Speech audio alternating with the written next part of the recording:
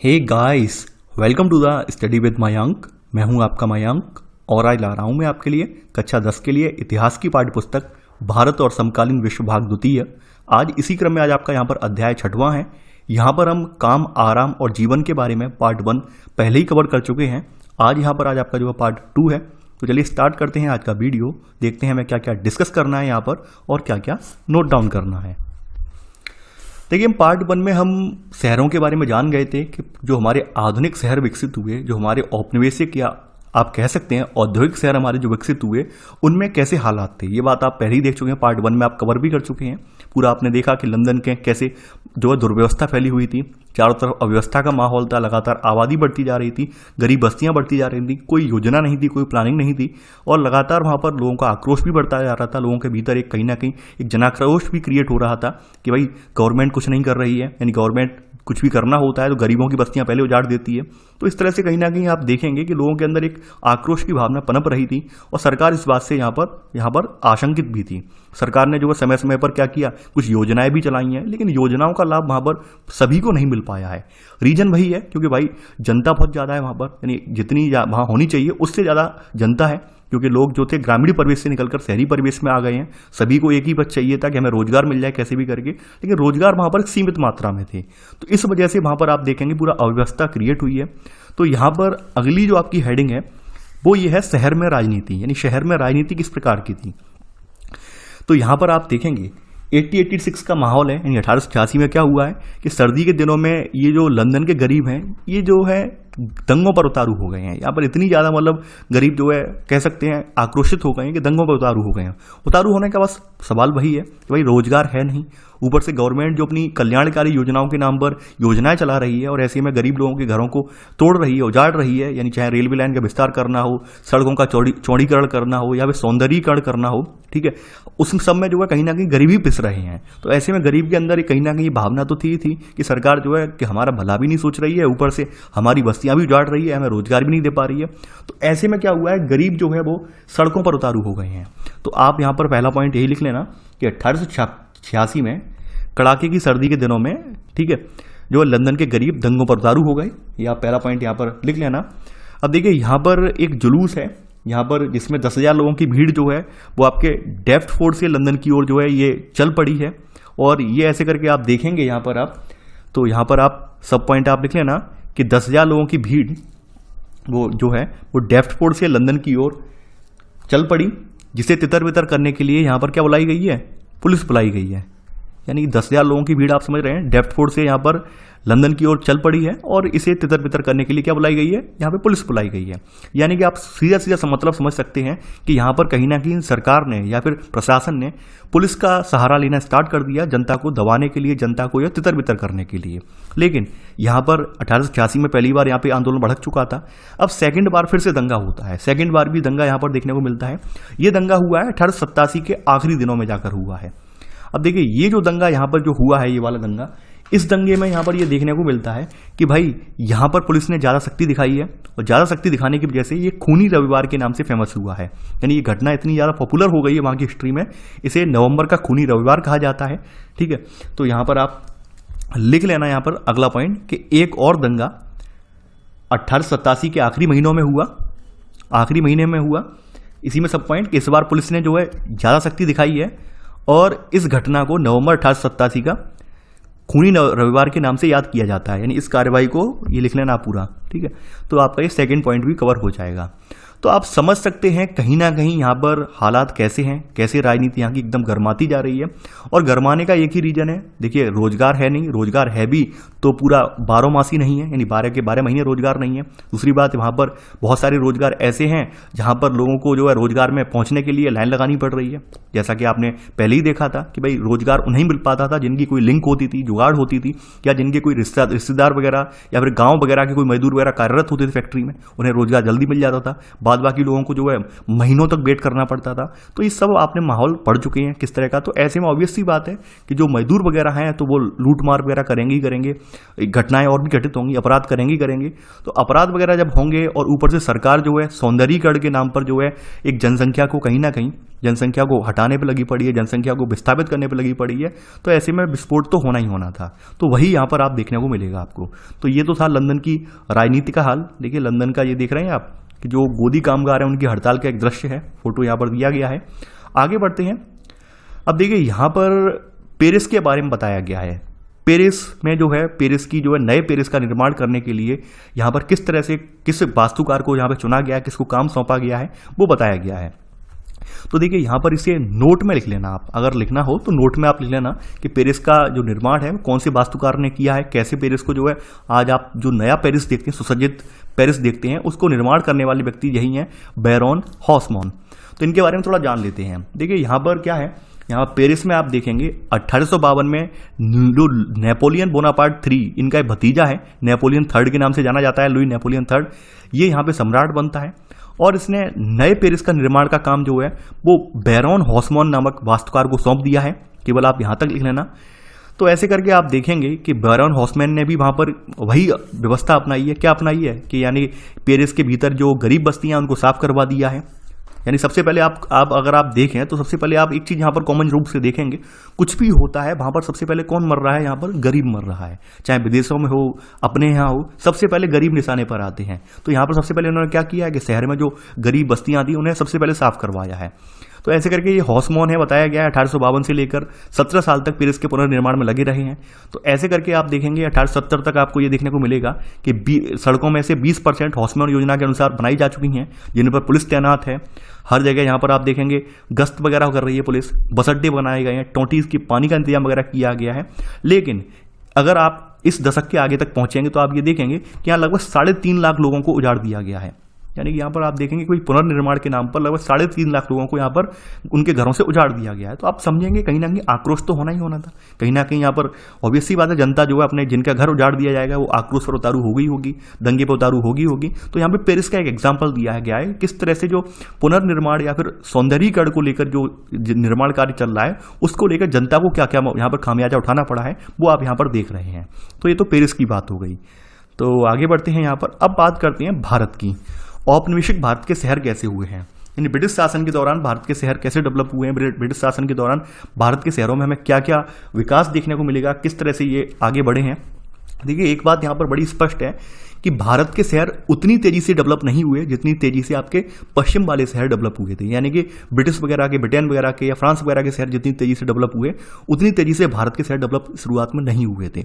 भारत के शहर जो डेवलप हुए हैं वो समय के साथ साथ डेवलप हुए हैं, एकदम डेवलप नहीं हुए हैं। यानी यहाँ पर रफ्तार शहरीकरण की बहुत धीमी रही है।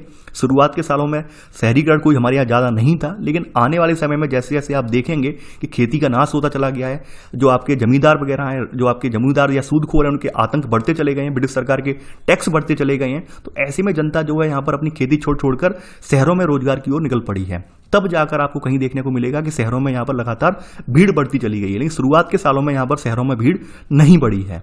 तो यहाँ पर हम बात करें यहाँ पर आपकी, तो यहाँ पर आप देखेंगे वही बात है कि यहाँ आपकी रफ्तार धीमी रही है।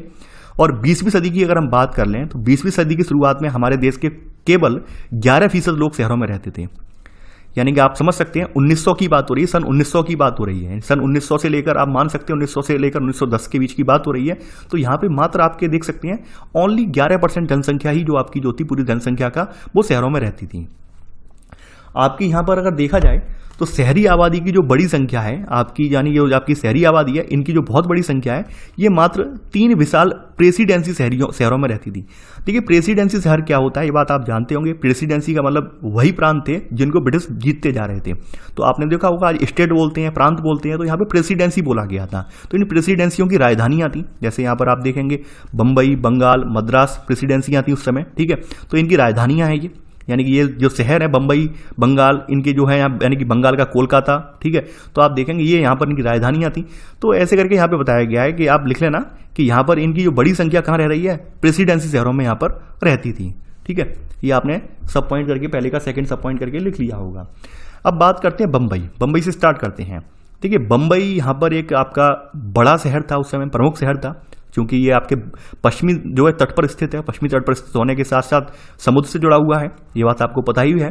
साथ ही साथ इसके ऊपर में गुजरात से जो है प्राचीन समय से व्यापार हो रहा था। प्राचीन समय से बंदरगाह का प्रयोग करते हुए यात्री व्यापारी जो थे आपके फारस की खाड़ी तक व्यापार कर रहे थे। उधर आपके जो है आपके ये लोग लंदन तक निकल रहे थे, आगे तक पहुंच रहे थे। तो आप देख सकते हैं कहीं ना कहीं इस क्षेत्र का महत्व तो पहले से ही था। तो यहाँ पर वही सब चीज़ें बताई गई हैं कि भाई बम्बई जो है ये भारत का एक प्रमुख शहर था। और यहाँ पर अगर हम आबादी की बात करें तो 1872 में इसकी आबादी 6,44,405 थी, जो कि 1941 तक बढ़कर 15 लाख तक पहुँच चुकी थी। आप समझ सकते हैं कि लगभग आपके यहाँ पर अगर देखा जाए तो आपके यहाँ पे 40 और 30 यानी 70 सालों के अंदर अंदर कितनी आबादी यहाँ पर बढ़ गई है। तो आप ये देख पा रहे हैं। यहाँ पर आगे बढ़ते हैं। यहाँ पर अब बम्बई की बात कर लेते हैं। बम्बई के बारे में थोड़ा सा और बताया गया है डिटेल में कि बम्बई था क्या और ये बम्बई जो है किस तरह से बम्बई जो है विकसित हुआ है। देखिए आपको ये तो पता होगा कि बम्बई वाला जो क्षेत्र है वो आपका शुरुआत में पुर्तगालियों के अधीन था। तो यहाँ पर पहले वही बताया गया है कि जो बम्बई है वो 17वीं सदी में जो है 60 टापुओं पर बसा हुआ था। 60 टापुओं का समूह जो है बम्बई बोला जाता था। और इस पर पुर्तगालियों का नियंत्रण था।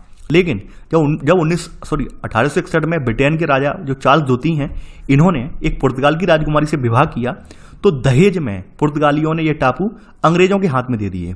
आप समझ रहे हैं, यानी कि ये टापू कैसे ऐसे नहीं मिले हैं अंग्रेजों को, ये दहेज में मिले हैं। यानी कि जब 1661 में ब्रिटेन के राजा चार्ल्स द्वितीय ने पुर्तगाल की राजकुमारी से विवाह कर लिया है, तो दहेज में उन्हें ये टापू मिले हैं, 7 टापू, यानी पूरा बम्बई इन्हें जो है दहेज में मिला है।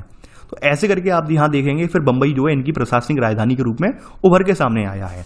तो आप यहाँ पर थर्ड का सब पॉइंट आप नोट कर लेना और यहाँ पर आप ये बात यहाँ पर लाइन ऐड कर लेना, ये टापू दहेज में अंग्रेजों के हाथों में चले गए। ठीक है, तो ये टापू दहेज में अंग्रेजों के हाथ में चले गए, यानी आपको पता चले किस में गए, दहेज में मिले हैं ये। तो यहाँ पर आप देखेंगे यहाँ पर ये टापू आ गए इनके हाथ में, जब बम्बई जो है अंग्रेजों के हाथ में चला गया है। तो ऐसे में फिर क्या हुआ है, ऐसे में ईस्ट इंडिया कंपनी का जो मुख्यालय पहले जो सूरत में हुआ करता था, अब वो मुंबई में शिफ्ट कर दिया गया, यानी बम्बई में शिफ्ट कर दिया गया है। तो आप यहां पर अगला सब पॉइंट लिखेंगे, थर्ड का सेकंड सब पॉइंट, कि इसके बाद ईस्ट इंडिया कंपनी ने सूरत से अपना मुख्यालय बम्बई में कायम कर लिया, यानी पहले इनका मुख्यालय सूरत हुआ करता था। आगे बढ़ते हैं। अब देखिए शुरुआत में बम्बई जो है वो ज़्यादा डेवलप नहीं हुआ है। शुरुआत में आप देखेंगे बम्बई में कुछ ज़्यादा परिवर्तन तीव्र गति से नहीं हुए हैं, लेकिन यहाँ पर हमें ये देखने को मिलेगा शुरुआत में बम्बई में केवल एक ही काम होता था। वो काम ये होता था कि गुजरात से जो कपड़े आते थे उन्हीं का निर्यात होता था। लेकिन जैसे जैसे आने वाले सालों में बम्बई डेवलप होता चला गया, बम्बई का विकास एक पोर्ट के रूप में हुआ है, तो वैसे वैसे यहाँ पे कच्चे माल भी यहाँ से सप्लाई होने लगे हैं, यानी एक औद्योगिक केंद्र के रूप में उभरकर सामने आने लगा है। तो ये बात यहाँ पर बताई गई है। तो यहाँ पर आप इसमें अगला सब पॉइंट आप लिख लेना, आपका थर्ड का अगला सब पॉइंट, शुरू में यहाँ पर गुजरात से आने वाले कपड़े के निर्यात किए जाता था, यानी कि शुरू में यहाँ से गुजरात से आने वाले कपड़े का निर्यात होता था। परंतु 19वीं सदी तक आते आते यह बंदरगाह के रूप में विकसित हुआ, परंतु 19वीं सदी तक आते आते यह बंदरगाह के रूप में विकसित हुआ और कच्चे माल बड़ी संख्या में यहाँ से रवाना किए जा सकते थे। ये आप लिख लेना। देखिए आपको पता होगा कि साथ के साथ में कुछ बच्चे जो है नोट्स भी बना रहे हैं, तो आप लोग ये ध्यान रखें। ठीक है, तो ये तो हमारी बात हो गई औपनिवेशिक भारत के शहर की, खास करके बम्बई की। अब अगली आपकी सी सब हेडिंग जो है वो आपका जो है शहर में रोजगार कैसे थे। तो शहर में रोजगारों की स्थिति अगर हम देखें तो यहाँ पर हम बात करते हैं रोजगारों की, तो सबसे पहले थोड़ा इतिहास में जाते हैं। देखिए अंग्रेजों ने जो है अंग्रेज मराठा युद्ध जो हुआ है, मराठों की यहाँ पर हार हुई है। उस हार के बाद 1819 में बम्बई को बम्बई प्रेसिडेंसी की राजधानी घोषित कर दिया है, यानी बम्बई प्रांत की राजधानी बम्बई बन गई है इनकी 1819 में। ये इतिहास है आपका। तो जब यहाँ पर आप ऑब्वियस सी बात है कोई क्षेत्र राजधानी या कोई विशिष्ट क्षेत्र घोषित कर दिया जाता है, तो ऑब्वियस सी बात है जनता वगैरह वहाँ पर उन्मुख होती है, जाने के लिए लालायत होती है। ये बात आप समझ रहे होंगे। तो उसके बाद क्या था, जब लोगों को लगने लगा कि भाई ऑफिशियली ये ब्रिटिशर्स ने यहाँ पर बम्बई प्रेसिडेंसी की राजधानी से बना दिया है, तो यहीं पे चलो, हो सकता है यहाँ पर विकास भी अच्छा हो रहा हो, यहाँ पे रोजगार भी अच्छा मिले। तो ऐसे करके यहाँ पर फिर बाद में जनसंख्या बढ़ती चली गई है। तो आपने शहर में रोजगार में पहला पॉइंट यहाँ पर लिख लिया होगा। बम्बई की अगर हम बात करें तो बम्बई में पहली सूती कपड़ा मिल जो थी वो 1854 में स्थापित की गई है। 1921 तक आते आते यहाँ पर 85 मिलें खुल चुकी हैं, जिनमें लगभग 1,46,000 मजदूर काम करते थे। अब देखिए यहाँ पर आपको पहले ही पता होगा कि यहाँ पर जो शुरुआत में जो मजदूर आए थे वो सब यहीं के पास के एक जिले से आए थे, इसका नाम था रत्नागिरी। इसके बारे में पहले चर्चा कर चुके हैं, यहाँ पर हम लिखेंगे नहीं, यानी कि यहाँ पर कोई मजदूर जो है बाहर के राज्यों से नहीं आए हैं। शुरुआत में मजदूर जो है महाराष्ट्र में, यहाँ पे बंबई के बगल वाले जो जिले हैं वहीं से मजदूर आकर यहाँ पर काम करने लगे हैं। अगर हम यहाँ पर उस समय औरतों की स्थिति देखें तो 1919 से लेकर 1926 तक जो मिलों में काम करने वाले मजदूरों में औरतों की संख्या जो है लगभग 23% है, 23% जो है यहाँ पर महिलाएं काम कर रही हैं। लेकिन जैसा कि आपने ब्रिटेन में देखा, आपने ब्रिटेन में भी यही देखा कि जैसे ही तकनीकी आई है, नई तकनीक आई है, नई तकनीक के यहाँ पर औजार आए हैं, नई तकनीक की मशीनें आई हैं, वैसे ही क्या हुआ है, तो मशीनों वगैरह पे काम करने के लिए महिलाओं की अपेक्षा पुरुषों को प्रेफर किया जाने लगा है, पुरुषों को लगाया जाने लगा है। तो ऐसे में औरतें जो हैं, जो मिलों में पहले काम करती थी, वो अब मिलों में काम करने से उनका काम छूट गया है। अब वो या तो घरेलू कामगार बनकर रह गई हैं या फिर घरेलू कहीं मेड के रूप में, आया के रूप में काम करने लगी हैं। ये बात हमने वहाँ पे लंदन में भी देखी थी और यहाँ पर भी देखने को मिलेगी। तो यहाँ पर भी यही है कि जैसे जैसे फैक्ट्रियों वगैरह में आधुनिक मशीनें आती गई हैं तो मशीनों पर औरतों को नहीं लगाया गया है। देखिए, समझ रहे हैं समाज का कल्चर, समझ रहे हैं आप कि समाज की मानसिकता कैसी है। मशीनों पे काम कौन करेंगे? पुरुष ही करेंगे। तो इस चलते आप देखेंगे यहाँ पर महिलाएं बड़ी संख्या में बेरोजगार हो गई हैं, यानी रोजगारी में उनका हिस्सा गिरता चला गया है। तो यहाँ पर आपने थर्ड पॉइंट तो नोट कर लिया है, थर्ड का सब पॉइंट नोट करेंगे यहाँ पर और लिखेंगे यहाँ पर कि आगे के सालों में यह संख्या गिरती चली गई, आगे के सालों में यह संख्या गिरती चली गई और उनका हिस्सा केवल 10% पे सिमट कर रह गया। यानी 23% से आप समझ सकते हैं अब केवल 10% महिलाएं यहां पर उद्योगों में रह गई। आगे बढ़ते हैं, यहां पर थर्ड का सब पॉइंट आपने नोट कर लिया है। देखिए, बंबई शहर को एक बात की वजह से और यहां पे प्रसिद्धि मिली, क्योंकि रेल नेटवर्क, यहां पर 2 रेल नेटवर्कों का ये जंक्शन था या मिलान बिंदु था। तो इस वजह से भी बड़ी संख्या में लोग यहां पर पहुंच रहे थे। आप सभी को ये बात तो पता होगी कि भाई अंग्रेजों की जो प्रशासनिक योजना थी, अंग्रेजों की जो योजना थी, उस योजना में के तहत उन्होंने जितने बंदरगाह वाले इलाके थे जहां जहां से उनका माल निर्यात होता था, उन सभी इलाकों को रेल नेटवर्क के जरिए जोड़ा था, ताकि भारत के अंदरूनी हिस्से से वो जो माल ले जाकर जो कहां तक पहुंचा दें, बंदरगाहों तक पहुंचा दें और बंदरगाहों पर माल वो है जहाजों में लदकर ब्रिटेन तक पहुंचाया जा सके। ये बात आप जानते हैं। तो यहां पर क्या था, रेल नेटवर्क बिछाया गया था। और आपको ये भी पता है शुरुआत के सालों में रेल नेटवर्क केवल ब्रिटिशर्स अपने औद्योगिक उपयोग के लिए यूज करते थे। बाद में आने वाले समय में जनता के लिए भी खोल दिया गया है। तो जनता के लिए जब खोल दिया गया है तो जनता भी उसमें ट्रेवल करने लगी है और ट्रेवल के करते करते आप देखेंगे एक बड़ी संख्या में भीड़ जो है अब शहरों की ओर यानी बंबई की ओर पहुंचने लगी है। तो यहां पर अगला पॉइंट चौथा पॉइंट आप नोट करेंगे कि बंबई शहर जो है 2 प्रमुख रेल नेटवर्कों का जंक्शन या मिलान बिंदु था। यहां पर सबसे पहले यहां पर आप देखेंगे कि एक स्थिति यहां पर क्रिएट हुई है कच्छ में जब अकाल पड़ा है, सूखा पड़ा है, तो उस समय क्या हुआ, भारी संख्या में गुजरात के कच्छ से लोग यहां पर आ गए हैं। तो स्थिति यहां पर और यहां पर अनियंत्रित हो गई है। तो 1888-89 में यहां पर क्या है, कच्छ में सूखे में इलाकों में अकाल पड़ गया। तो ऐसे में यहां पर असंख्य लोग बंबई आ गए हैं। यानी कि यहाँ पर आप देखेंगे लगातार अप्रवासी यहाँ पर लगातार बढ़ते जा रहे हैं। ना उनके रहने का इंतजाम है, ना उनके खाने का इंतजाम है, ना रोजगार का इंतजाम है। तो ऑब्वियस सी बात है, समस्या तो क्रिएट होगी, चाहे रहने खाने की हो, रोजगार की हो, या फिर वहाँ के कल्चर की हो, समाज की हो, पर्यावरण की हो, हर तरह की समस्याएं उत्पन्न होंगी। तो वही हमें यहाँ पर देखने को मिलेगा। तो चौथे का आपने पहला सब पॉइंट नोट कर लिया है। अब इसी दौरान यहाँ पर एक घटना और घटित हो जाती है, यानी ये तो अकाल हो गया। अकाल के दौरान यहाँ पे बंबई पे बहुत ज़्यादा दबाव बढ़ गया, बंबई में बहुत ज़्यादा पब्लिक आ गई। अब इसके बाद के 10 साल यानी 10 साल बाद एक घटना और घटित होती है। 10 साल बाद घटना ये घटित होती है कि यहाँ पर प्लेग महामारी फैलने लगी है। यानी आप ये बात तो जानते होंगे कि भारतीय इतिहास में आप देखेंगे प्लेग महामारी का सबसे बड़ा जो है रोल रहा है। प्लेग महामारी की वजह से यहाँ पर अपने यहाँ करोड़ों की संख्या में लोग मारे गए हैं। ये बात आपने इतिहास अगर उठा के देखेंगे तो आप पाएंगे यहाँ पे करोड़ों लोग यहाँ पे प्लेग की भेंट चढ़ गए हैं और प्लेग ने हमारे भारत में खूब कहर ढाया है। तो यहाँ पर चूंकि अब जनसंख्या बहुत ज़्यादा थी, पब्लिक लगातार बढ़ती चली जा रही है, ऊपर से प्लेग महामारी भी चल रही है। तो ऐसे में 1898 में प्लेग महामारी के कारण यहाँ पर क्या किया है, जिला प्रशासन ने लोगों को वापस भेजना शुरू कर दिया है। तो यहाँ पर आप चौथे का सेकंड सब पॉइंट नोट कर लेना। आगे बढ़ते हैं यहाँ पर। अब यहाँ पर क्या हुआ है, 1901 तक का अगर हम देखें, 1898 से लेकर 1901 तक देखें तो लगभग 30,000 लोगों को इन्होंने अपने मूल स्थान पर विस्थापित कर दिया था। यानी यहाँ की बंबई प्रशासन ने लगभग 30,000 लोगों को यहाँ पर ऑफिशियली ऑन रिकॉर्ड वापस भेज दिया है। ट्रेनों में बिठा के कहा है कि आप अपने गांव के लिए जाओ, आपके लिए यहाँ पर मुंबई में कोई जगह नहीं है। तो आप समझ सकते हैं। अगली हेडिंग आपकी यहाँ पर आप देखेंगे आवास और पड़ोस, यानी कैसी जगहों पर ये लोग रहते थे और कैसी जगह पर इनका पड़ोस था, किस तरह का व्यवहार था पड़ोस में, वो सब हम यहाँ पर देखेंगे। देखिए यहाँ पर अगर लंदन से हम अपना कंपेयर करें मुंबई का, तो सबसे बड़ी बात यह है कि 1840 के दशक में लंदन का जो प्रति व्यक्ति क्षेत्रफल जो था वो 155 वर्ग गज था, और वहीं मुंबई का अगर हम देखें तो यहाँ पे प्रति व्यक्ति क्षेत्रफल कितना है, 9.5 वर्ग गज। यानी मुंबई में बहुत ज़्यादा दबाव है, मुंबई में बहुत ज़्यादा पब्लिक है। 1872 में अगर हम देखें तो लंदन में प्रति मकान यहाँ पर औसतन 8 आदमी रहते थे, जबकि मुंबई में अगर हम देखें तो प्रति मकान के हिसाब से देखें तो प्रति मकान में लगभग औसतन रूप से 20 आदमी रहते थे। यानी कि यहाँ पर मुंबई में संख्या बहुत ज़्यादा थी। तो आप समझ सकते हैं मुंबई पर जो है जनसंख्या का सबसे ज़्यादा दबाव यहाँ पर रहा था। तो आपने यहाँ पर पहले का सब पॉइंट नोट कर लिया होगा। अब देखिए एक चीज़, आपने अंग्रेजों के जितने भी अंग्रेजों के जो शहर हैं, अंग्रेजों के द्वारा निर्मित या स्थापित शहर हैं, उनमें एक बात बड़ी कॉमन देखी होगी कि माल गोदाम रोड होता है, रेलवे रोड होता है, पूरा उनकी योजना है, उस योजना के अनुरूप ही उनके शहर बने हुए थे। तो यहाँ पर भी हमें वही देखने को मिलेगा कि यहाँ पर भी जो शहर था उनकी अंग्रेजों की योजना के अनुसार बना हुआ था। यानी कि यहाँ पर जो बम्बई फोर्ट है, यहाँ पर ये शहर का केंद्र हुआ करता था सन 1800 के आसपास, और ये 2 हिस्सों में बटा हुआ था। यानी एक हिस्से में क्या थे, नेटिव यानी भारतीय लोग रहते थे, और दूसरे हिस्से में यहाँ पर क्या था, यूरोपीय या गोरे रंग के लोग रहा करते थे। तो आप समझ सकते हैं कि अंग्रेज जो है मिलजुल कर नहीं रहे हैं, बल्कि अंग्रेजों की बस्तियां अलग रही हैं, और भारतीयों की बस्तियां जो है, यानी भारतीयों में जो भारतीय अफसर वगैरह हैं जो अंग्रेजों के आगे पीछे नाचते थे, उन सब की बस्तियां अलग रही हैं। तो ऐसे करके हम ये देखते हैं जो नस्ली विभाजन वाली जो पद्धति है, नस्ली विभाजन वाली जो रिवाज है, वो इनकी तीनों प्रेसिडेंसियों की शहरों में देखने को मिलती है। समझ रहे हैं आप?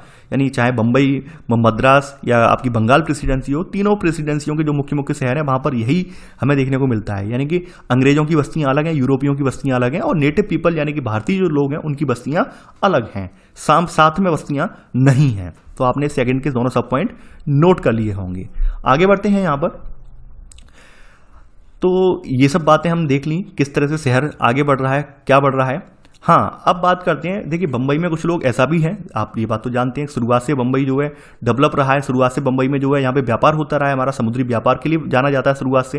तो शुरुआत से जब समुद्री व्यापार होता था तो यहाँ पर कुछ धनाढ्य व्यापारी जो है, अमीर वर्ग के यहाँ पर सेठ वगैरह भी रहते होंगे। तो उन सब के रहन सहन कैसा था, वो लोग कैसे रहते थे, उनके बारे में बताया गया। देखिए आपके लिए फोटो होगी, ये फोटो है JN टाटा, यानी कि JN टाटा की हवेली थी 1887 में समुद्र के किनारे, उसका एक भीतरी दृश्य है। समझ रहे हैं? टाटा जो आज आप समूह देख रहे हैं उन्हीं के पूर्वज हैं JN टाटा, तो उनकी हवेली का एक दृश्य यहां पे दिखाया गया है।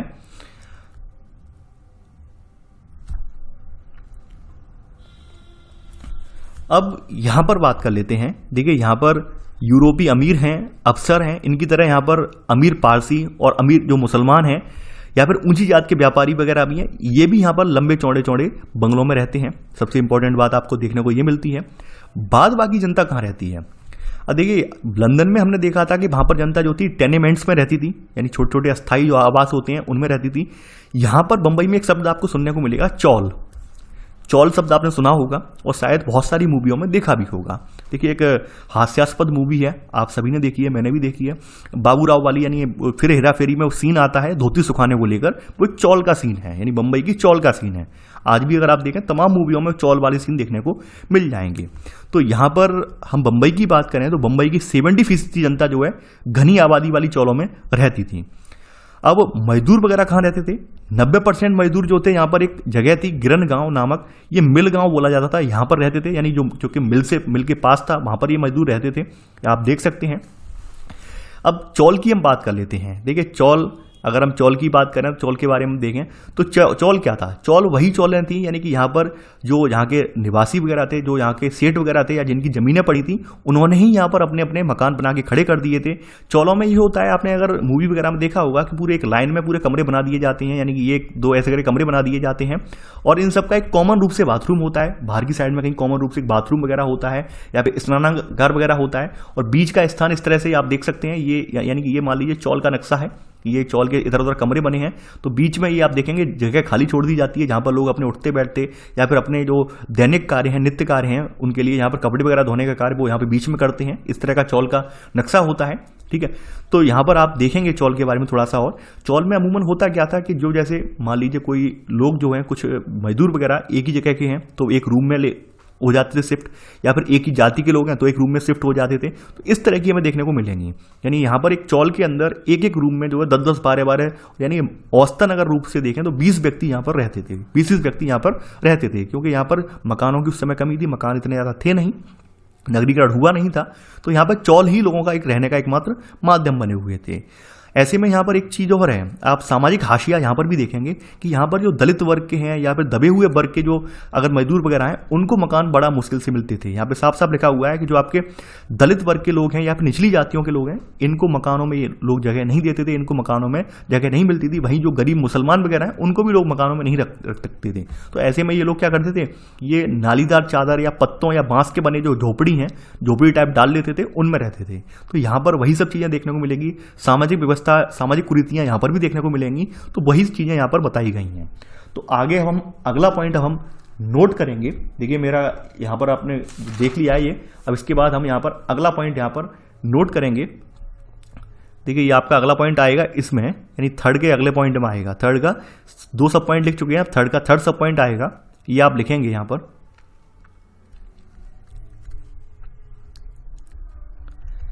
थर्ड का थर्ड सब पॉइंट यहां पर आप लिख लेना कि प्रत्येक चौल में कमरों की कतारें होती थी। सॉरी, नीचे डाल दिया मैंने, यहां पर लिख लेना। और कमरों के लिए अलग अलग शौचालय नहीं बनाए जाते थे। ये आप थर्ड सब पॉइंट लिख लेना। थर्ड का थर्ड सब पॉइंट आपने लिख लिया होगा। आगे बढ़ते हैं। अब थर्ड का चौथा सब पॉइंट और लिख लेना आप, यानी कि यहाँ पर आप सामाजिक जो विभाजन है वो भी आप देख लीजिए। सामाजिक विभाजन यहाँ पर भी मुंबई जैसे शहर में भी देखने को मिल रहा है कि यहाँ पे बहुत सारी चौलों में मुसलमान और निचली जात के लोगों को नहीं रखा जाता है। मुसलमान में कौन मुसलमान, जो गरीब हैं उन्हें नहीं रखा जाता था। तो आप यहाँ पर भी देख सकते हैं कि मुंबई जैसे जो औद्योगिक शहर है, यहाँ पर भी लोग जाति पात का भेद मानते थे। ये आपको यहाँ पर देखने को मिल जाएगा। अब लंदन का विकास अगर हम देखें या फिर बंबई का विकास देखें, तो दोनों में एक अंतर आपको देखने को मिलेगा। वो अंतर क्या है, लंदन में जो वहां पर गवर्नमेंट को विकास करना पड़ा है, लंदन में जो वहां पे कल्याणकारी नगर योजना का कार्य चलाना पड़ा है, वो एक सामाजिक क्रांति के बहस से चलाना पड़ा है। यानी उन्हें लंदन के लोगों को लगने लगा था, लंदन के प्रशासनिक लोगों को लगने लगा था कि अगर हम जनता के लिए कुछ करेंगे नहीं तो जनता विद्रोह पर उतारू हो जाएगी और कहीं ना कहीं आगजनी होगी, तोड़फोड़ होगी, दंगे भड़क जाएंगे। लेकिन भारत में जो बंबई का विकास किया गया वो प्लेग महामारी को रोकने के लिए किया गया। यानी कि जो आपकी ब्रिटिश सरकार है उसको लगता था अगर मान लीजिए प्लेग फैल गई तो प्लेग फैलने की वजह से ऐसा नहीं है केवल जनता मरेगी, जो अधिकारी वगैरह हैं, हमारे साम्राज्य के जो बड़े बड़े अधिकारी अफसर हैं, लीडर हैं, उनको भी हानि पहुंच सकती है। तो उन्होंने प्लेग के वजह से जो है बंबई की जो है यहाँ पर इंप्रूवमेंट का काम स्टार्ट करवाया है। तो वो आप यहाँ पर देखेंगे। तो यहाँ पर अगला पॉइंट आप नोट कर लेना, चौथा पॉइंट, कि लंदन में नगर योजना का काम सामाजिक क्रांति से बहस से शुरू किया गया, तो मुंबई में यह काम प्लेग महामारी के डर से। चौथा पॉइंट आपने नोट कर लिया होगा। आगे बढ़ते हैं। 1898 की अगर हम बात करें तो 1898 में city of Bombay improvement trust की स्थापना की गई और इसके जिम्मा सौंपा गया कि आप शहर के बीचों बीच में जो गरीब झुग्गी झोपड़ियां हैं, यानी गरीबों के मकान हैं, उनको हटाने का यहाँ पे इसे काम सौंपा गया है। यहाँ पर आपको ये देखने को मिलेगा। तो यहाँ पर शुरुआत में इसके कारण आपको ये देखने को मिलेगा, इसने लगभग 64,000 लोगों को आवासीय सुविधाओं से इसे जो है वंचित कर दिया है। यानी आप समझ सकते हैं जो यहाँ पर बड़ी संख्या में लोग झुग्गी झोपड़ियों में रहते हैं उन्हें इन्होंने तोड़ दिया है। तो ऐसे में लगभग 64,000 लोग जो है वो आवासीय सुविधाओं से वंचित हो गए हैं और उनमें से केवल 14,000 लोगों को ऑफिशियली जो है मकान दे पाए हैं। आप समझ सकते हैं कि भाई जो city of Bombay improvement trust है वो मात्र 14,000 लोगों को ही यहाँ पे मकान दे पा रहा है, बाद बाकी 50,000 लोग जो हैं बिल्कुल बेघर हो गए हैं। अब एक चीज़ और आई है, एक चीज़ ये आई है कि भाई इनका तो विकास चल ही रहा है, ऊपर से इन्होंने ये देखा है कि जो यहाँ पर चौल वाले मालिक हैं, चौल वाले मालिक अनाप शनाप किराया वसूल कर रहे हैं, तो इन्होंने किराया पर नियंत्रण लगाने के लिए किराया कानून लेकर आए हैं। लेकिन उसका असर उल्टा पड़ा है। असर ये उल्टा पड़ा है, किराया कानून लाने के विरोध में जो चौल मालिक हैं, अब वो उन्होंने चौल जो है किराए पर देना बंद कर दिया। तो किराए पर चौल देना बंद कर दिया तो फिर मकानों की फिर से भारी किल्लत हो गई, तो शहर में फिर से झुग्गी झोपड़ियाँ देखने को मिलने लगी। तो वही चीज़ यहाँ पर बताई गई है। तो यहाँ पर 5वां पॉइंट आप लिख लेना यहाँ पर कि 1918 में किराया कानून पारित होने के चलते मकान मालिकों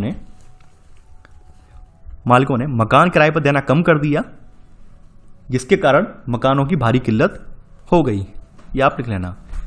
तो आपने आवास और यहाँ का पूरा माहौल देख लिया कि किस तरह से आवास है और किस तरह का पड़ोस है, यहाँ पर किस तरह से लोग बर्ताव कर रहे हैं, वो आपने यहाँ पर देख लिया है। देखिए बीच में कुछ कहानियाँ वगैरह भी हैं, तो कहानियाँ वगैरह आप खुद से पढ़ लेना, इनमें कहानियों में कुछ ज़्यादा है नहीं। आगे बढ़ते हैं यहाँ पर। अब बम्बई में भूमि विकास। चूंकि आप शुरुआत में ही ये देख चुके हैं, बंबई जो है 7 टापुओं पर बसा हुआ है। टापू का मतलब आप जानते होंगे, ऐसा क्षेत्र जो कि समुद्र से घिरा हुआ हो या फिर जल से घिरा हुआ हो।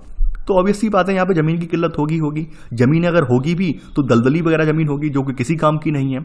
तो यानी कि सबसे इंपॉर्टेंट काम यही है, आबादी बढ़ रही है, शहर बढ़ रहा है, शहर में लगातार जनसंख्या बढ़ती जा रही है। तो ऐसी जनसंख्या के लिए आवास मुहैया करवाए जाएं, उद्योगों के लिए जमीन मुहैया करवाई जाए। तो जमीन आएगी कहाँ से? जमीन तभी आएगी या तो ये जो दलदली जमीन है इसको यहाँ पे ठीक किया जाए, दलदली जमीन से यानी कि पानी वगैरह हटाकर ये दलदली जमीन को एकदम यहाँ पे ठोस बनाया जाए, जिससे कि यहाँ पे इमारतें वगैरह बना के खड़ी की जा सकें। तो ऐसे में पहला, इस दिशा में पहली बार काम यहाँ पर आपको देखने को मिलेगा। पहली दिशा में यहाँ के जो व्यक्ति हैं, इन्होंने यहाँ पर पहला प्रयास किया है। तो आप यहाँ पे पहली सब हेडिंग डाल लेना, बंबई में भूमि विकास। तो यहाँ पर पहला पॉइंट आपका यही है। देखिए, बंबई में के 7 टापुओं को मिलाने की दिशा में, बंबई के 7 टापुओं को मिलाने की दिशा में सबसे पहली जो परियोजना है वो 1784 में शुरू की गई थी, 1784 में शुरू की गई। और बंबई के गवर्नर हैं उस समय, यानी बंबई के गवर्नर कौन है? William Hornby. इन्होंने उस समय विशाल तटीय दीवार बनाने के प्रस्ताव को मंजूरी दी है। तटीय दीवार का मतलब क्या है? जिसके जरिए जो समुद्र का पानी है वो अंदर तक ना आ पाए। जो अंदर तक समुद्र का पानी नहीं आएगा तो ऑब्वियसली बात है, जो जमीन दलदली बन चुकी है वो कहीं ना कहीं सूख जाएगी, और सूख जाएगी तो वो क्या होगा? वो हमारे लिए किसी ना किसी काम में आ जाएगी। तो ऐसे करके यहाँ पे सबसे पहले प्रयास यहाँ से स्टार्ट किया गया है, ये आपने लिख लिया होगा। आगे बढ़ते हैं, पहले का सब पॉइंट लिख लिया होगा। अब आगे बढ़ते बढ़ते देखिए, यहाँ से शुरुआत तो कर दिया है इन्होंने। अब आगे के समय में हम ये देखेंगे 19वीं सदी के मध्य में पहुंचकर यहाँ पर दिक्कतें फिर से क्रिएट हुई हैं। अब क्योंकि वहाँ पर उद्योग धंधे लगातार बढ़ते चले जा रहे थे, उद्योग धंधों को लगाने के लिए जगह थी नहीं, अब जमीन कहाँ से आए? तो ऐसे में सरकार ने क्या किया है? पहले तो खुद से प्रयास किया है। अब सरकार ने यहाँ पे टेंडर उठाना स्टार्ट कर दिया है, यानी प्राइवेट कंपनियों को ठेके देना स्टार्ट कर दिए हैं, ताकि वो लोग इस दिशा में काम करें और काम करने के उपरांत क्या हो, हमारे लिए जमीन तैयार हो जाए। तो यहाँ पर वही देखने को मिलेगा आपको। 19वीं सदी में आपके जो है यहाँ पर व्यावसायिक उद्देश्यों की जमीनों, व्यावसायिक उद्देश्यों के लिए जमीनों की ज़्यादा जरूरत पड़ी है। तो ऐसे में सरकार ने 1864 में मालाबार हिल से कोलवा तक जो है पश्चिमी तट विकसित करने के लिए इन्होंने एक कंपनी है बैक बे रिक्लेमेशन, इस कंपनी को ठेका दिया है। लेकिन आगे चल के हम ये देखेंगे कि जहाँ पे प्राइवेट कंपनियाँ थी, प्राइवेट कंपनियाँ भारी कर्ज में या फिर भारी तकनीकी के अभाव में ये कंपनियाँ डूब गई हैं। कहीं ना कहीं प्राइवेट कंपनियाँ यहाँ सफल नहीं हुई हैं और एंड में प्राइवेट कंपनियाँ पूरी दिवालिया होकर बंद हो गई हैं। यानी आप समझ सकते हैं कि उस समय इतनी ज़्यादा तकनीक वगैरह नहीं थी, और यहाँ पर लागत वगैरह जो आ रही थी वो लागत बहुत ज़्यादा आ रही थी, जिस वजह से ये काम गवर्नमेंट को फिर अपने अकॉर्डिंग ही करवाना पड़ा है। यानी प्राइवेट कंपनियां भी इन्हें करने में असमर्थ हो गई हैं। तो सेकंड पॉइंट पहले आप लिख लेना कि 19वीं सदी के मध्य में व्यावसायिक उद्देश्यों के लिए और ज़्यादा जमीन की जरूरत पैदा हुई, तो सरकार ने 1864 में, ठीक है, ये यहां से लेकर यहां तक लिख लेना, ये आपका सेकंड पॉइंट है। आगे बढ़ते हैं यहां पर, इसी में सब पॉइंट। भारी लागत के कारण 1870 तक ज्यादातर निजी कंपनियां बंद हो चुकी थीं, लेकिन यहां पर बताया गया बंबई का क्षेत्रफल लगातार बढ़ता चला जा रहा है। सब चीजें आप ये मत लिखना, बंबई का क्षेत्रफल बढ़ता चला जा रहा है। आगे फिर प्रयास कब हुआ है? अब सफल भूमि विकास परियोजना फिर चली है, बॉम्बे पोर्ट ट्रस्ट के अंतर्गत शुरू की गई है। यानी बॉम्बे को बंदरगाह प्रॉपर रूप में बनाने के लिए पोर्ट ट्रस्ट का गठन किया गया है। तो एक सफल परियोजना चली है। उसके बाद यहाँ पर पूरा जो आप देख सकते हैं, जो आज आप पूरा व्यू देखते हैं, मरीन ड्राइव वाला व्यू, यानी अक्सर मूवियों में आता है, हर व्यक्ति का घूमने का सपना है, जूहू चौपाटी बीच जाएंगे। तो मरीन ड्राइव जो विकसित किया गया है वो इसी परियोजना के तहत विकसित किया गया है। तो यहाँ पर सबसे पहले क्या किया गया है, यहाँ पे ट्रस्ट ने 1914 से लेकर 18 के बीच एक सूखी गोदी का मतलब होता है डॉक यार्ड, जहाँ पर जहाज वगैरह है या फिर माल वगैरह आसानी से उतारा जा सके। यानी कि मान लीजिए ये समुद्र है आपका, ठीक है, ये सूखी हुई जमीन है, यानी यहाँ से क्या है, गाड़ियाँ वगैरह ट्रक वगैरह यहाँ से आ रहे हैं, सामान लाद के ले जा रहे हैं, यानी ये हिस्सा बिल्कुल सूखा हुआ है। तो यहाँ पर वही हुआ कि बॉम्बे पोर्ट ट्रस्ट ने क्या किया, इन 4 सालों में यहाँ पे सूखी गोदी का निर्माण कार्य स्टार्ट करवाया है। अब यहाँ पर निर्माण कार्य स्टार्ट करवाने से क्या हुआ, क्योंकि यहाँ पर इन्हें दीवार वगैरह बनानी पड़ी है ताकि जो समुद्र का पानी इधर ना आए, तो इससे जो मिट्टी निकली है वो मिट्टी इतनी ज़्यादा थी कि उससे 22 एकड़ का बालार्ड स्टेट क्रिएट हो गया। और बालार्ड स्टेट में ही यहाँ पर आप देख सकते हैं मरीन ड्राइव जो बनाया गया है गोल गोल ऐसे करके, वो यहीं पर बनाया गया है। यानी इसके बाद बम्बई का मशहूर मरीन ड्राइव बनाया गया, आप देख सकते हैं। तो ये आप समझ सकते हैं समुद्र को विकसित करके ही बनाया गया है मरीन ड्राइव। मरीन ड्राइव के बारे में आपने देखा होगा काफ़ी जगहों पर, देखिए व्यू यहाँ पर नहीं है, वरना मैं दिखा देता, बड़े लार्ज स्केल पे व्यू यहाँ पर नहीं है। तो ये था बम्बई का विकास। अब आगे देख लेते हैं बम्बई भाई सिनेमा जगत की राजधानी कैसे बना है, सिनेमा जगत की दिशा में, सिनेमा जगत या कल्चर के मामले में ये दुनिया भर पर कैसे छाया है वो भी हम देखेंगे। बम्बई के बारे में आप सब लोग जानते हैं, भारतीय सिनेमा का घर है ये, और यहीं से पूरा आपका भारतीय सिनेमा चलता है, यानी यहाँ से ही जितने सारे एक्टर हैं वो सब यहीं से डेवलप हुए, यहीं से आगे बढ़े हैं। तो बम्बई सिनेमा संस्कृत की दुनिया, ये आपकी अगली हेडिंग है। आप लोग सब जानते हैं मायावी नगरी कहा जाता है, मायापुरी कहा जाता है, बहुत सारे इसे नाम दिए गए हैं और बहुत सारे पर्दों पर इसे उकेरने की कोशिश भी की गई है। तमाम मूवियों में मुंबई की झलक भी दिखाई गई है, किस तरह से लोग ग्रामीण परिवेश से आने वाले लोग जो हैं मुंबई में जद्दोजहद करनी पड़ती है तब जाके कहीं काम मिल पाता है, ये सब आप देख चुके हैं। तो सबसे पहले हम आपकी जो फिल्म इंडस्ट्री है उसकी बात करते हैं, कहाँ से फिल्म इंडस्ट्री चली है और कहाँ तक ये पहुंची है। देखिए हमारे ऑफिशियल जो रिकॉर्ड हैं उनके अकॉर्डिंग आपकी जो पहली चलचित्र है, आपकी भारत की पहली चलचित्र जो मूवी है, वो चलचित्र आपकी पहली मूवी, यानी पूरी फुल लेंथ मूवी नहीं है, ये केवल पहली चलचित्र फिल्म है। देखिए फुल लेंथ मूवी का मतलब ये होता है कि जिसमें हमारा पूरा उद्देश्य वगैरह डिफाइन हो, यानी हमें क्या करना है क्या नहीं करना है, पूरा उद्देश्य डिफाइन हो, हम पूरा उसका प्लॉट पूरा हम डिफाइन करें कि भाई ये एक्टर है, ये एक्ट्रेस है, ये कर रही है, ये कर रही है, इस उद्देश्य के लिए मूवी बनाई गई है, वो पूरी फुल लेंथ मूवी बोली जाती है। ये फुल लेंथ मूवी नहीं है, केवल एक शॉर्ट क्लिप है, इतना समझ लीजिए आप। तो इसलिए इसे भारत की पहली मूवी के रूप में हम यहाँ पे काउंट नहीं करते, ठीक है। यानी पहली फुल लेंथ जो आपकी मूवी है वो आपकी राजा हरिश्चंद्र है, यानी बोलती फिल्म नहीं है, ये मूक फिल्म है, लेकिन पहली आपकी जो फुल लेंथ मूवी जो है वो राजा हरिश्चंद्र है। तो कंफ्यूज मत होना आप लोग, यानी आप लोग कोई क्रॉस क्वेश्चन करेंगे, सर ये बताइए कि ये तो आपने गलत पढ़ा दिया। मैंने गलत नहीं पढ़ा है, एनसीईआरटी ने गलत नहीं लिखा है, लेकिन आपको थोड़ा डिफरेंस करना है। डिफरेंस यही करना है कि ये केवल दंगल है, दंगल यानी कि दंगल का मतलब क्या है, दंगल मुश्किल से 15 से 20 मिनट का हुआ होगा, इससे ज्यादा थोड़ी ना होगा। जबकि राजा हरिश्चंद्र क्या है, पूरा शुरुआत से लेकर एंड तक राजा हरिश्चंद्र की वहां पर कहानी प्रस्तुत की गई होगी, चित्र के माध्यम से, वीडियो के माध्यम से। बेशक आवाज नहीं थी उसमें, भाव भंगिमाएं थी जिससे दर्शक समझ पाए, और एंड में क्या उद्देश्य निकल कर आया वो भी बताया गया। तो ये यहां पर राजा हरिश्चंद्र जो है फुल लेंथ मूवी है। तो यहां पर आप पहला पॉइंट आप लिख लेना यहां पर कि हरिश्चंद्र सखाराम भाटवाडेकर ने 1896 में बंबई के हैंगिंग गार्डन्स में एक कुश्ती के मुकाबले के दृश्य को कैमरे में उतारा था, और यही जो है भारत की पहली मूवी यानी चलचित्र था, फुल लेंथ मूवी नहीं है, ठीक है।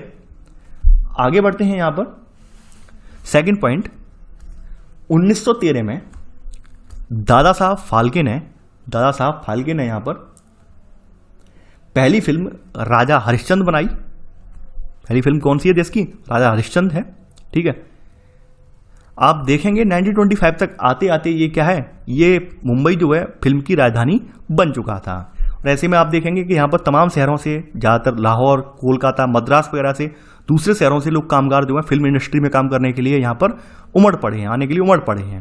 तो ऐसे करके देखेंगे फिल्म इंडस्ट्री लगातार बढ़ती चली गई है, और वो आज आपके सामने उसका रिजल्ट भी है।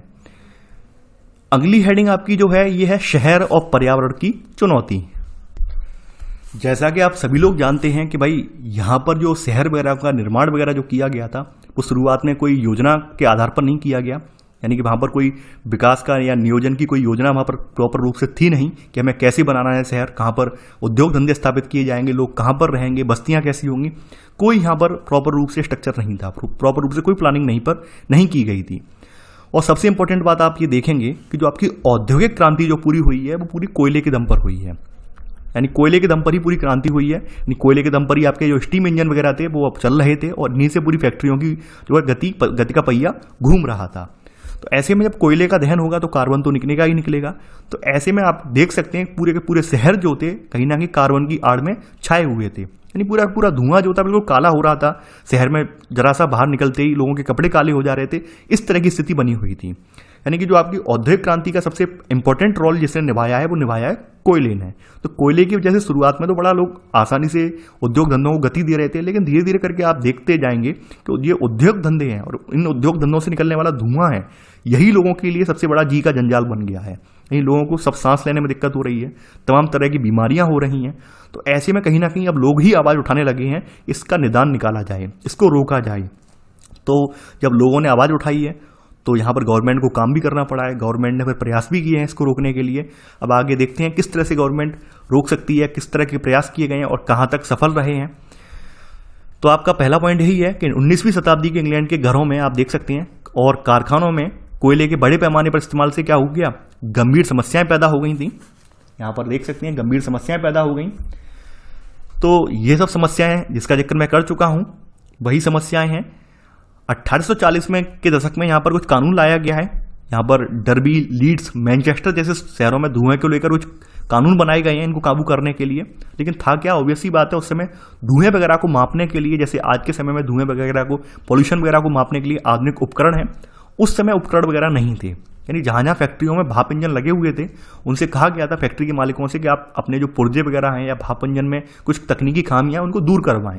लेकिन गवर्नमेंट के पास ऐसे कोई उपकरण नहीं थे, ऐसे कोई मानक नहीं थे जिनके जरिए ये तय कर पाते कि भाई इतना धुआं निकलेगा, इतना नहीं निकलेगा, कुछ भी नहीं था। तो ऐसे में कहीं ना कहीं इनका कानून बनाने का कोई औचित्य नहीं रह गया। तो यहाँ पर साफ साफ बताया गया है कि भाई 8047 और 8053 के जो धुआं नियंत्रण कानून है अपने मकसद में नाकाम हो चुके थे। नाकाम होने का मतलब यही है कि यहाँ पर कोई हमारे पास वही नहीं है, यानी मापन वाले इकाई नहीं है, कैसे मापेंगे हम, कैसे कोई मानक ही नहीं है। तो आप समझ सकते हैं किस तरह से यहाँ पर इन्हें दिक्कतें झेलनी पड़ी हैं। अब बात करते हैं भारत की। भारत में अगर प्रदूषण की बात आती है तो कलकत्ता यहाँ पर सबसे पहले कलकत्ता का नाम आता है। कलकत्ता का वायु प्रदूषण में पुराना इतिहास रहा है। सबसे इंपॉर्टेंट बात यही है, कलकत्ता का एक वायु प्रदूषण के मामले में पुराना इतिहास रहा है। पुराना इतिहास इसलिए रहा है, कलकत्ता जो है वो दलदली जमीन पर बसा हुआ है, यानी कि नदी की वजह से पूरा दलदली क्षेत्र है। तो यहाँ पर अच्छा खासा कोहरा भी पैदा होता है और कोहरे के साथ साथ यहाँ पर जो औद्योगिक चिमनियों से निकलने वाला धुआं है ये भी मिल जाता है, तो काली धुंध पैदा होती है। ऊपर से आप ये बात तो जानते ही होंगे कि भारत में परंपरागत ईंधन के प्रयोग ज़्यादा किया जाता था, यानी गाय के उपले वगैरह हैं, गोबर के उपले वगैरह हैं, या फिर लकड़ी का ईंधन यहाँ पर हमारे यहाँ ये ज़्यादा इस्तेमाल होता था। ऊपर से उसी समय जो है कलकत्ता का विकास भी हो रहा था। कलकत्ता में 1855 में रेलवे लाइन वगैरह भी स्टार्ट कर दी गई थी। तो रेलवे लाइन के लिए जो कोयला वगैरह था वो रानीगंज के खदानों से आ रहा था। तो ऐसे में भारत के कोयले में सबसे बड़ी कमी ये है कि भारत के कोयले में राख ज़्यादा निकलती है, छोटी छोटी राख बहुत ज़्यादा निकलती है। तो इस वजह से ये कोयला जो है लगातार प्रदूषण को यहाँ पर बढ़ाता चला जा रहा था, प्रदूषण का स्तर लगातार बढ़ता चला जा रहा था। तो आप यहाँ पर देखेंगे कि हमारे यहाँ सबसे पहले देश में जो है कलकत्ता पहला शहर है जहाँ पर धुआं निरोधक कानून पारित किया गया था। ये भारतीय इतिहास में सबसे पहला शहर आपका कलकत्ता ही है जहाँ पर धुआं निरोधक कानून लाया गया। तो देखिए बीच की कहानी जो है ये सब मौखिक रूप से आपको याद रहेगी, ये मैं कुछ भी नहीं लिखवाऊंगा, केवल आपको यही लिखवाऊंगा यहाँ पर कि आपके यहाँ पहली बार कब धुआं निरोधक कानून बना है, और ये मोस्ट इंपॉर्टेंट है। ठीक है, ये मोस्ट इंपॉर्टेंट है। कलकत्ता भारत का पहला शहर था जहां 1863 में धुआं निरोधक कानून पारित किया गया था। आगे बढ़ते हैं। अब यहाँ पर देखिए, यहाँ पर और भी चीजें हुई हैं। जैसे 1920 में टॉलीगंज में क्या हुआ है, चावल की मिलों में कोयले की बजाय धान की भूसी जलाई जाने लगी है। तो इससे क्या हुआ, हवा में कालिक की लगातार बढ़ गई, काली की जो छोटे छोटे पार्टिकल और ज़्यादा भर गए। तो ये सब चीज़ें बाद में हुई हैं, यानी कि बंगाल में फिर स्मोक न्यूसेंस कमीशन बनाया गया है, लेकिन ये सब इतने कारगर नहीं रहे हैं। तो यहाँ पर इसमें सब पॉइंट आप लिख लेना। यानी इसने ये कहा है कि हमने काबू पा लिया है।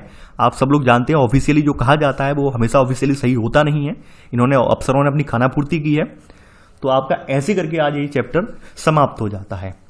तो मैं आप सभी से यही गुजारिश करता हूँ, आप सभी से ही मैं ये अनुरोध करता हूँ कि आप लोग अपने प्रॉपर नोट्स जरूर बनाकर चलें। बिल्कुल इस आस में बिल्कुल ना बैठें कि हम सब पढ़ लेंगे, हम यूट्यूब से ही 10 मिनट के वीडियो पूरा हमारा रिकैप हो जाएगा, रिवाइज हो जाएगा और एग्जाम टाइम पर हमें नोट्स नहीं चाहिए होंगे। तो आप सबसे बड़ी भूल में है या भ्रम में है।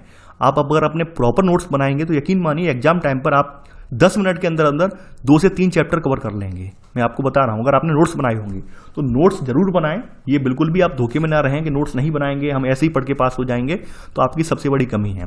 तो आपके अब इसमें 2 चैप्टर और बचे हैं, यानी कि 2 चैप्टरों के लिए 4 वीडियो और आएंगे। इसके साथ आपकी क्लास 10th पूरी हो जाएगी। देखिए क्लास 11-12 के बारे में लगातार आप लोग मुझे कमेंट कर रहे हैं, सर क्लास 11-12 की हिस्ट्री करवाएंगे या नहीं करवाएंगे। तो उसका आंसर मैं यहाँ पर भी दे रहा हूँ। क्लास 11-12 की जो हिस्ट्री है, यूपीएससी पॉइंट ऑफ व्यू से हिस्ट्री जो है आज भी ओल्ड एनसीईआरटी हिस्ट्री की जो है किताबों से ही आता है पूरा कंटेंट। तो वहाँ पर आपकी ओल्ड एनसीईआरटी हिस्ट्री मैंने ऑलरेडी कवर की हुई है। तो इस वजह से मैं आपकी नई हिस्ट्री कवर नहीं कर पाऊंगा, क्योंकि नई हिस्ट्री से हम लोगों का जो यूपीएससी वाला कंटेंट है वो बहुत कम आता है। तो इसलिए नई हिस्ट्री ज़्यादा नहीं पढ़ी जाती है। आज भी जो है आपके यूपीएससी संस्थान जितने हैं, यूपीएससी कोचिंग संस्थान जितने हैं, वो पुरानी ओल्ड एनसीईआरटी हिस्ट्री वाली किताबें जो है आपकी राम शरण शर्मा, सतीश चंद्रा जी या सतीश जो है चंद्र जी, या फिर आपकी जो विपिन चंद्रा जी की किताबें यही प्रेफर करते हैं। तो इस वजह से वो किताबें मैंने ऑलरेडी कवर कर दी हैं। तो आप लोग बार बार बिल्कुल परेशान ना हो, और अगर कवर करवाना भी पड़ेगा मुझे तो ये कवर अगले चैनल यानी रूरल एकेडमी पे कवर करवाएंगे हम। ठीक है, यहाँ पर कवर नहीं करवाएंगे। यहाँ पर कवर करवाने से ये होगा कि आप लोग भ्रमित होंगे। तो हम दूसरे अपने चैनल पर यहाँ पे कवर कर देंगे, कवर करवाना होगा तो ठीक है। तो आप लोग बने रहिए। तो चलिए आज के लिए बस इतना ही। Thanks for watching. जय हिंद।